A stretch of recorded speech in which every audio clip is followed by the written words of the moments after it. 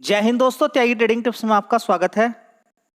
दोस्तों, इस वीडियो के अंदर चर्चा होने वाली है एक ऐसे शेयर के बारे में जिसका भाव 100 रुपये है। स्मार्ट सिटी बनाता हुआ नजर आ रहा है कंपनी एनवीसीसी।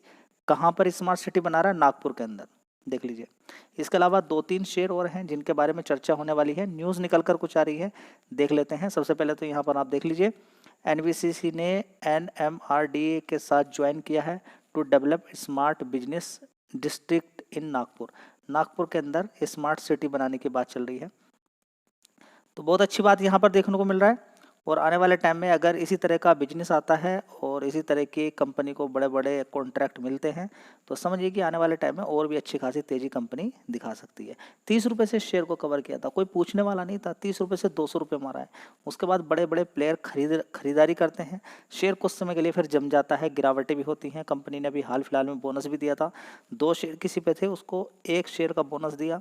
शेयर नीचे की साइड में पहुंच गया था, कितना? लगभग आप देखेंगे 130 रुपये के आसपास। ठीक है, 200 रुपये के आसपास से 130 रुपये के आसपास। तो ये सारी जानकारी आपको होनी चाहिए पर्टिकुलर शेयर के बारे में अगर आप चर्चा कर रहे हैं। रियल एस्टेट की कंपनी है, सरकारी बहुत कंपनियों के ऑर्डर्स मिलते रहते हैं इस कंपनी को। रीडेवलपमेंट की बात करें या न्यू डेवलपमेंट की बात करें।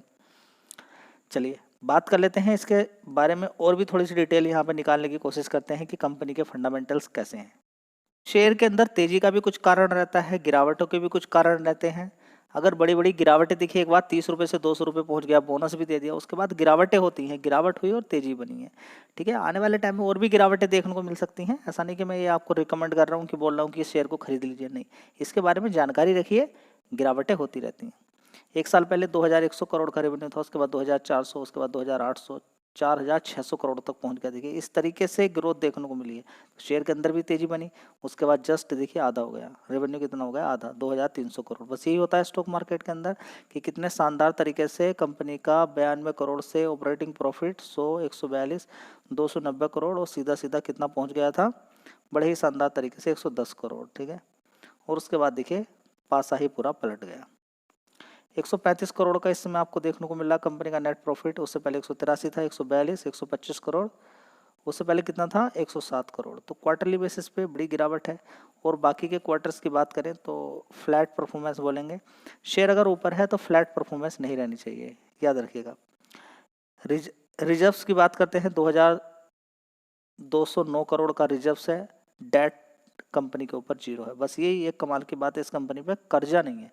तो चाहो तो शेयर पे आप फोकस कर सकते हैं। गिरावटें होती रहती हैं, आपको गिरावट पर ही खरीदना चाहिए, बस कुल मिला के। चलिए तो अगली कंपनी है Sterling and Wilson renewable energy. कभी ये 700-800 रुपये का शेयर होता था, देखिए कितना ऊपर गया था शेयर। ये एकदम इस तरीके से शेयर भागता है। 259 से सीधा भागता भागता कितना पहुंच गया? ये देखिए 751। कितना पहुंच गया? 751। उसके बाद देखिए गिरावट हुई। 6 महीने पहले देखिए कितने का शेयर था, बिल्कुल नीचे पहुंच गया था 221। वहां से तेजी बनी, कुछ पैसा बना के लोगों का दिया, लगभग कितना? 45% के रिटर्न नीचे की साइड से। यही है, मैं आपसे क्या बोलता हूँ कि गिरावटें ढूंढिए। 800 रुपये से, तो दोस्तों 800 रुपये से गिरकर अभी भी 265 रुपये के आसपास ही शेयर मिल रहा है, यानी कि 52 वीक लो के आसपास ही है। बात करें तो 218 रुपये का लो है, अभी 265 रुपये के आसपास है। रिन्यूएबल एनर्जी के अंदर कंपनी काम करती है। फंडामेंटल के अंदर देखिए प्रोग्रेस देखने को मिल रही है, लेकिन उतनी अच्छी प्रोग्रेस अभी देखने को नहीं मिल रही है जितनी की होनी चाहिए थी। फिलहाल अगर बात करते हैं स्टर्लिंग एंड विल्सन के अंदर, एक बड़ा ऑर्डर मिला है कंपनी को। 415 करोड़ का ऑर्डर मिला है ईपीसी के लिए। कहां पर? राजस्थान के अंदर। चलिए कंपनी है इन्फोसिस। 2 न्यूज़ निकल कर यहाँ पर देखने को मिल रही है। एक तो बायबैक की न्यूज़ निकल कर यहाँ पर आ रही है। बायबैक के लिए 11 तारीख मीटिंग तय की गई है। देखना होगा कितना बायबैक, किस तरीके का बायबैक मिलने वाला है, किस प्राइस पर मिलेगा, और कंपनी जो अपने शेयर खरीदेगी बायबैक के लिए कौन सा प्राइस देखने को मिलेगा। वो टेंडर वाला होगा, ओपन वाला होगा, आपके लिए बेनिफिशियल होगा नहीं होगा, वो पता चलेगा 11 तारीख को। ठीक है, ज़्यादातर कंपनियां देखने को मिलता है यही है कि अपने शेयर जब खुद खरीदती है तो आपको ये एक आइडिया मिल जाना चाहिए बायबैक के अंदर कि कंपनी अगर खुद अपने शेयर खरीद रही है, इसका मतलब क्या है? इसका मतलब ये है कि कंपनी के अंदर कुछ तो पोटेंशियल है। ठीक है, लेकिन हर किसी को एकदम चाहिए पैसा। समस्या क्या है? एकदम पैसा चाहिए। 1 साल के अंदर आप देख लीजिए, सबसे पहले आप थोड़ा सा पहले चले जाइए, बड़ी गिरावटें देखने को मिली यहाँ पे। सारे लोग डर गए कि सब कुछ खत्म हो गया। 2023 1252 रुपये से फिर तेजी ज़बरदस्त चलती है। ज़्यादा समय नहीं हुआ, देख लीजिए यहाँ पर देख लीजिए 2 बार पैसा बन गया। यहाँ पर आप देखेंगे कितने परसेंट के रिटर्न बना के दिए हैं, 57%। इन्फोसिस जैसी कंपनी अप्रैल, यहाँ पर आप देखिए सीधा 13 अप्रैल 2023 से 10 जनवरी 2025 तक देखिए 41% के रिटर्न बना के दे दिए। और क्या चाहिए इन्फोसिस से आपको, और क्या चाहिए आप ये बताइए। तो इन्फोसिस जैसी कंपनियां 41% के रिटर्न आपको बना के दे रही हैं। मजबूत कंपनी है, एसआईपी करने के लिए शानदार रहता है, ठीक है। इसके अलावा अगर देखें तो अलग अलग जगह से इस कंपनी को कॉन्ट्रैक्ट मिलते रहते हैं। बात करें तो इंडोनेशिया से एक कॉन्ट्रैक्ट देखने को मिल रहा है। कहाँ से? इंडोनेशिया से। कॉन्ट्रैक्ट वही रहते हैं कि फाइनेंशियल सर्विसेज प्रोवाइड करानी है कंपनी को, टेक्नोलॉजी प्रोवाइड करानी रहती है उसके लिए, ठीक है। तो ये बात भी आपको मालूम होना चाहिए कि बैंक है सीटीबीसी इंडोनेशिया के अंदर, जो कि इन्फोसिस के लिए फाइनेंशियल क्लाउड के लिए चूज़ किया है, ठीक है। तो ये बात आपको मालूम होना चाहिए।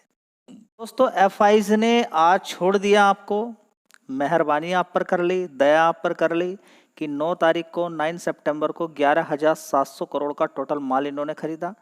बेचा कितना है? 9,600 करोड़ का। तो 2,041 करोड़ का आज इन्होंने क्या किया है? नेट बाइंग की है। डीआईएस की 9,975 करोड़ की बाइंग, 9,799 करोड़ की सेल, 176 करोड़ का इनका भी नेट बाइंग है। तो आज एफआईज ने बड़ा ही अच्छा काम किया है। देखिए डरना नहीं है ना तो एफआईज से ना डीआईएस से, किसी से आपको डरना नहीं है। ये डेली खरीदते भी हैं, डेली बेचते भी हैं। कितना युद्ध चल रहा है, कितना अलग अलग चीज़ें देखने को मिल रही है, इन पर कोई फर्क नहीं पड़ता है।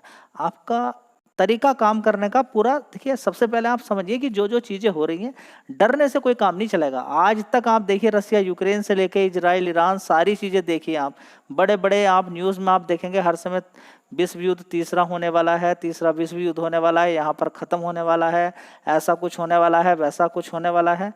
देखिए जब समय आएगा, जब भगवान सबको उड़ाएगा तो उड़ाएगा, नहीं तो इस तरीके की छोटी मोटी लड़ाई चलती रहती है। इनको छोटी मोटी ही बोलिए। 4-4 5-5 साल हो गए लड़ाई को चलते हुए, रसिया यूक्रेन की लड़ाई को। क्या मार्केट पे कुछ असर पड़ा? नहीं। शेयर को भगाने गिराने के लिए पैसे की जरूरत पड़ती है, न कि रसिया यूक्रेन की। चलिए दोस्तों अगर बात करते हैं अगला शेयर होगा गोपाल स्नैक्स की बात करते हैं। 385 रुपये का भाव है। अभी जीएसटी में देखेंगे सबको 0 कर दिया गया है, स्नैक वगैरह या 5% कर दिया गया है। तो गोपाल स्नैक की अगर बात करते हैं तो सबसे पहले आप देखिए 1 साल पहले अच्छी खासी तेजी थी। कितने का भाव था? 506 रुपये। गिरावट नीचे मिली, ठीक है। कितने की? 263। उसके बाद देखिए 263 से अभी भी लगातार इसके अंदर तेजी है। और ये कितना पैसा आपको बना के दे रहा होगा, कुछ अनुमान होगा आपको? यहाँ पर आप देख सकते हैं 50% का रिटर्न, ठीक है। पैसा बनता है लेकिन गिरावटों पे हमें काम नहीं करना है। कुल मिला के गिरावटों पे काम नहीं करना है। देखिए ज़बरदस्त तेजी बनती है, तेजी के बाद गिरावटें होती हैं, गिरावटों में हमें खरीदना नहीं है। मार्केट कैप देख लीजिए 4,000 करोड़ का मार्केट कैप। इसी तरह से स्टर्लिंग है बिल्सन का भी 6-7 हज़ार करोड़ का ही मार्केट कैप है, ठीक है। तो गोपाल स्नैक देखिए, स्नैक्स की रिक्वायरमेंट हमेशा बनी रहती है, ठीक। कंपनी बढ़िया है, मार्केट कैप भी छोटा है। और स्टडीज शेयर के बारे में कीजिए जी। क्या खबर देखने को यहाँ पर मिल रही है? इसके अंदर खबर देखने को मिल रही है कि लॉन्ग टर्म कॉन्ट्रैक्ट किया है, डील की है थर्ड पार्टी मैन्युफैक्चरिंग प्लांट से। कर्नाटका एंड उत्तराखंड के अंदर थर्ड पार्टी प्लांट रहेगा जहां पर कंपनी का काम चलेगा। चलिए दोस्तों अगला शेयर होगा रेलटेल। अच्छा शेयर है, बढ़िया। 100 रुपये से जबरदस्त इसने तेजी दिखाई थी और 500 रुपये से भी ऊपर पहुंच गया था। कितना? देखिए कितने का शेयर होता था? 100 रुपये का। जबरदस्त तेजी दिखाते दिखाते कितना पहुंच गया था ये देखिए, 600 रुपये, 596 रुपये। उसके बाद जब गिरावट होती है तो बड़ी पिटाई भी हुई इसकी, 300 रुपये पहुँच गया, सही लेवल पे पहुँच गया अपने 281 रुपये तक। लोगों ने सोचा कि बस अब तो 281 पहुँच गया, अब तो कभी भागेगा ही नहीं ज़िंदगी में, अब तो सब काम खत्म हो गया है, ठीक है। चलिए जिन्होंने ये सोचा उनको बड़ा भारी नुकसान देखने को मिला। 58% के रिटर्न उनके, 61% के रिटर्न उनके हाथ से निकल गए। उसके बाद ज़बरदस्त गिरावट होती है। तो आप यहाँ पर देख सकते हैं जो इसने अभी हाई बनाया था ऊपर की साइड में 461 रुपये का, फिर दोबारा से गिरावट हो गई और शेयर आज की डेट में 366 रुपये के आसपास है, जो अभी 1 महीने के अंदर नीचे की साइड से 328 रुपये से ऊपर की साइड में तेजी दिखाई है। अब देखेंगे रेलवे सेक्टर की बात करें या रियल एस्टेट की बात करें, जहां भी आप देखेंगे बड़ी बड़ी बाढ़ आई पड़ी हैं और इस बारिश से बड़ा बड़ा नुकसान देखने को मिला है। रेलवे ट्रैक से बात करें या फिर किसी तरह का भी ब्रिज की बात करते हैं, हम हाईवेज की बात करते हैं, रोड्स की बात करते हैं, बहुत ज़्यादा नुकसान देखने को मिला है। तो अब ऐसी ही कंपनियों का फ़ायदा होता हुआ नजर आएगा।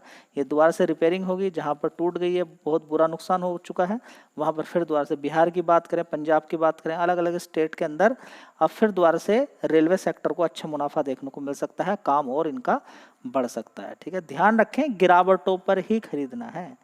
कंपनी के अंदर क्या न्यूज़ देखने को मिली है, बड़े बड़े ऑर्डर्स इस कंपनी को मिले हैं।